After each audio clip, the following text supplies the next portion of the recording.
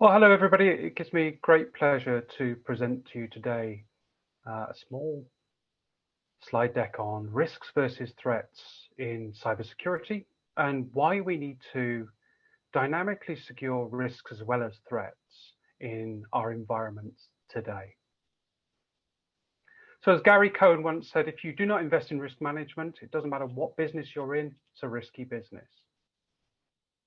So a little bit of background about myself. I am head of product security for Sitecore here in Belgium. And I spent 27 years in the IT and cybersecurity industry.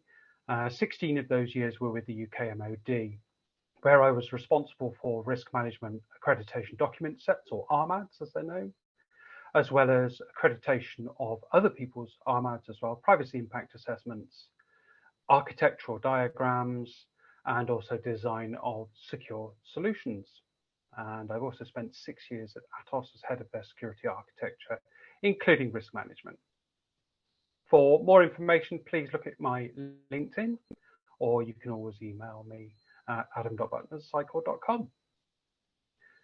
So a little bit about Sitecore. Sitecore is a global leader of end-to-end digital experience platform software to major customers all over the world, including L'Oreal, Microsoft, LVMH, Chanel, to name but a few.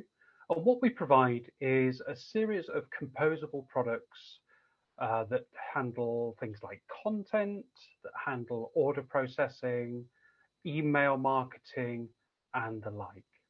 We currently have 2,200 staff in Sitecore, over 27 countries, and approximately 5,200 customers worldwide. So what I'd like to talk to you today is about the background of why risk is important, a little bit about risk, what is cyber risk, and why threat assessments aren't enough on their own. So a lot of companies are investing their time in things like CIS benchmarking and also cybersecurity risk platforms. But there's much more to it than just threat analysis and threat risks and threat scores. So I'll take you through a holistic approach to risk management and then the complete risk model. And I'll also talk about high threat, low risk and why that's important, and risk management within ElasticON as well. So how Elastic can help you manage your risks a little bit better. So to start off then, what is cyber risk? Well, risk is defined as the potential for loss or damage when a threat exploits a vulnerability. And these examples of these can include financial loss, loss of privacy, reputational damage to the company, legal implications, so litigation for contract breaches, and even in certain circumstances, loss of life, although we don't expect it in the tech industry. It's also defined as risk is the likelihood of a vulnerability being exploited times the impact to the business. So that's the impact. And that's what risk is. In a little bit more detail, NIST 839 tells us that risk is fourfold. So we start off with a frame which establishes context for risk-based decisions. So this is how the business assigns what is a risk, what isn't a risk. We then assess those risks, encompassing everything from business risk to cyber risk to even environmental risk, because all of these are factors when we look at risk as a whole. The response to those risks, so these can be using threat analytics software, risk management software, or even more broadly, even just a paper-based risk approach. And then the fourth aspect is monitoring, where we verify that the proper processes and procedures have been put in place to effectively put in place risk management. Now, ISO 27005 goes into a little bit more detail about this. And as we've seen from the frame, assess, respond, and monitor aspects from NIST, we look at the context establishment as the frame in ISO and the identification of risks, the analysis of those risks and the evaluations of them. And at that point, there's a risk decision point. Is it a risk, yes or no? If it's not a risk, then it goes into the context establishment as not a risk. It's not applicable. But if it is a risk, we can then go on to the respond aspect of this, the treatment of those risks. And it also encompasses monitoring as well. So when we treat a risk, we want to monitor that that risk has been reduced or completely removed.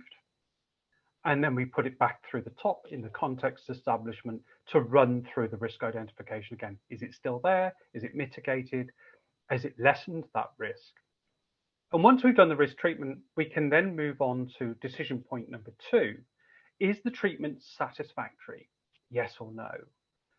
And again, if it's a no, we then run back through the risk identification cycle, the analysis and the evaluation of that risk, and any treatments of those risks. And treatments can take many forms. They can either be technology treatments in the form of, for example, firewalls and blocking IP addresses, to monitoring systems, to patching. But they can also take on board more procedural and personnel elements as well. So can we treat it by taking on a new policy? Can we treat it by a process? And at the end of this, we have a risk acceptance. We accept the risk that's there for us, whether it's been reduced or whether we just accept the risk straight out. And this is a cyclical process where we evaluate risk on a regular basis so that risks can be identified and treated and updated accordingly. So why is risk so important when we have threat scores and threat analysis? Well, without risk, we don't understand the context of the business. So we have vulnerability management tools and we have threat scanning tools. And that's a great start. And often these programs are fantastic at treating threats, but they focus far too much on a threat score. So when we look at things like, for example, CVSS scores or CIS benchmarks, it gives us a threat rating. And sometimes those threat ratings are skewed for context. The Common Vulnerability Scoring System, or CVSS, when a hot new vulnerability comes out, it often gives it quite a dramatic score. And this can lead to a false representation for analysts and people working in the security department that says, I need to deal with that now. And this is part of the problem. So the trend for CVSS is more ranked at the top end to fall into the critical categories of, say, a 9 or 10 rating. 16% of vulnerabilities that come through CVSS have a 9 or 10 rating. And perversely, at the other end, there's no vulnerability scores below 4 because there's no risk context behind it. And I'll give you an example on the next screen. So I took the last 3 CVE scores out of the top 20 list that had a 9.8 critical rating. And these were taken on January 30th. So that was the last time I took these when I wrote the slides. Now, what you'll see here is it rates them as a 9.8 critical. And most analysts will have to go in and manually look at that and say, oh, it doesn't apply to me. But the problem with doing it manually is it takes time. It takes effort. It takes money to be able to do that. And so when you have a risk context behind it that says, actually, this doesn't apply to us. And I'll give you a great example. So the bottom 2 CVEs that are rated 9.8 critical only apply to a piece of software called Wattbox, which is very, very limited to Schneider Electric customers. So those are 2 very, very specific CVEs that we can just delete straight away because we don't have them. And another example I'll give you is we as a business don't have any SCADA on our sites at all. So any SCADA risks can automatically be overwritten. We don't need to worry about them. And so this is where risk assessment comes in.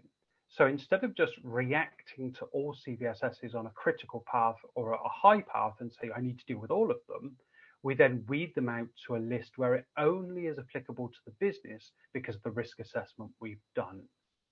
So when we look at more holistic approach to risks, cyber threat intelligence and analysis platforms are one part of an overall puzzle. And I'm not saying we need to get rid of cyber threat intelligence or it's not useful. It is useful as part of an overall package. And so when we look at this diagram and we analyze the various components of risk to the business, it is one part of the pie. But we also need to take into account the other parts of the pie as well. For example, cyber competencies. So training our staff and making our staff aware that cyber is a massive part to technology and software companies. Privacy by design is also a huge part of this, where we have to design our products giving the best possible security tools and techniques that we can to prevent threats happening in the first place. So we identify the risks up front to the products and actually build those in at the start rather than waiting for the threat to happen. A great example of this is Sitecore's business is 100% SaaS. We are facing towards the public.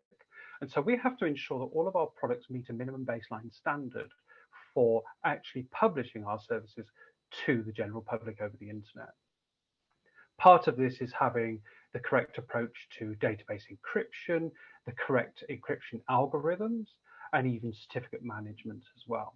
And this is another part of the pie that builds into this digital trust platforms. So ensuring that our certificates are up to date, ensuring that our algorithms are correct and strong enough as well. So for example, AES 256 is no longer the default standard.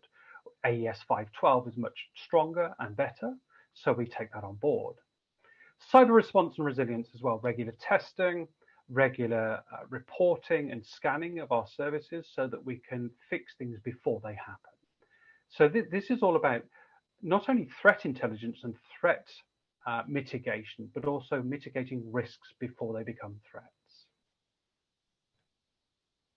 So if I look at the complete risk model, and I'll take this example, this is just a very basic example. Let's assume that the threat actor, in this case a hacker, is very skilled. He has a high skill level, and we look at that over here. And the threat vector, the tool or method they're going to use is of a medium complication. So this gives us a high risk. Now, this is where most people stop on the risk model, and they say, that's good enough, we'll just call it a high risk. But there's more aspects to risk than just taking the tools and methods used by threat actors. And so we move on again to the next slide and we say, okay, I'm going to take the threat score that I got from the last slide, which gave me a high rating over here. And then I'm going to add in the likelihood of attack to our business. So how likely are we? Well, in this instance, this isn't an internet-facing service that I'm looking at. So I'm going to say it's low, but it still gives us that high risk. And so a lot of people say, okay, fine, I'll leave it there. But actually, we then need to look at our likelihood score and the historical occurrences. So how many times has it happened in the past versus how likely it is to happen in the future? And so from this, we use the same matrix again and come out with a medium risk. The last aspect to this, and this is again an only very basic model, and we can build on this using some tools that are available within Elastic today. The risk model then takes all of those outputs and says, okay, what's the consequence to my organization? What's going to happen to the business if I don't do anything with this high risk? Well, actually, the occurrence is actually medium. So we say, okay, it's medium, but the impact to the business is very low. So we say, okay, overall, taking all of these factors into consideration, I've now output to a medium risk. So now I can make a decision based on that medium risk, whether I want to mitigate that threat now or build it into a future release, or whether I need to only change one aspect of it rather than rewrite it to really reduce the risk down to a low. And this is a more complete look at risk. So we look at the aspects of consequences to business, the historical happenings of that particular threat in the first place, the likelihood of it happening, and also the versions of threat actors and threat sources that will carry out these threats. And this is a more complete risk analysis. And it's fundamental to any business to carry out risk analysis as well as just threat analysis. So the example I'm going to give you now is what happens if all we do is take a threat score and we treat the highest risk without any context. Now, the reality of doing this is that all we're doing is running around chasing our tails. So we say, fine, we're going to get rid of everything above 5. which takes up analysts' time because they then first pass have to go through each of those threats and say, well, this one applies to us, this one doesn't, this one applies to us, this one doesn't. And that can take hours. As well as doing that in the background, there may be some other risks that we've already mitigated that we don't know about because it takes no risk into context. So we then have to look at the high threats and say, it does apply to us. However, the risk is low. So again, a manual process, it takes time to do this. But by applying the risk model to this, we can reduce that time down. So if we take a look at the example on the screen here, if we take a CVE score with a very high severity, but it's a low risk, we can either transfer or do nothing with the risk. But perversely, if we look at a low severity, but a very high risk to the business, now this wouldn't be caught by a CVE. So remember, we're only looking at risks above 5. So now we're looking at low severities, a 3, maybe a 2.5. But it's a massive risk to the business. We must do something about it. Now, if all we're doing is looking at high threat scores on CVEs, then it would ignore that completely. And that's a risk that we couldn't afford to take. So this is why risk assessments are quite important and risk matrices are quite important when we look at threats overall. So what could we do to mitigate these? Well, Elastic has a series of tools within it in both Elastic Stack and Elastic Security to enable us to apply a risk score based on a number of factors. And the risk score is from 0 to 100. So 0 being very low risk and 100 being critical. And it divides them into 5 separate subsections. So what we're looking at here is 2 different areas of Elastic. So the host risk score. And host risk scores are fundamental to looking at things like endpoint security and the beat aspect of it as well. And as we can see here, if we're looking at the endpoints, we have a risk score relatively low on these ones. And these are made up of alerts that were generated in the past, and it takes an aggregated view of those alerts and assigns a score to the future ones. A similar thing occurs with user risk score as well. And the user risk score highlights risky usernames in the environments. And it utilizes, again, the transform script with metric aggregation to calculate the risk scores over the last 90 days. So these are 2 really useful tools when we're looking at risk inside of a threat.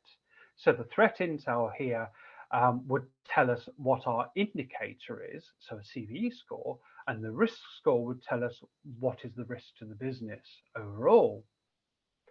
It doesn't take into account overall business risk. This is only risk to the particular endpoints or the particular users. But it's a really great start in forming a risk-based approach to mitigating threats. And these 2 solutions are available from 8.3 in SIEM, Elastic Security, and 7.16 within the Elastic Stack. So they're available to you today to utilize. Very, very easy to set up, and I highly recommend any organization do that to apply a risk score against a threat score. Thank you.